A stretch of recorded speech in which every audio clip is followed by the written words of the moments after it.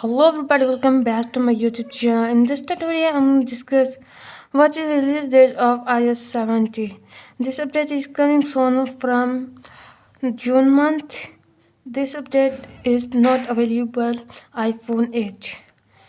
This update is available iPhone 8 Plus, iPhone 11, 12, 30 Pro Max, 11 Pro Max, someone iPhone is coming soon. This update is not coming available for to download iPhone 7, iPhone 8, iPhone 7 Plus, 7S update not coming. So first of all, you have to check your update to coming soon. iOS 70, go to your file browser and then tap on someone and then search for beta profile.dev. As you can see guys, tap on first link.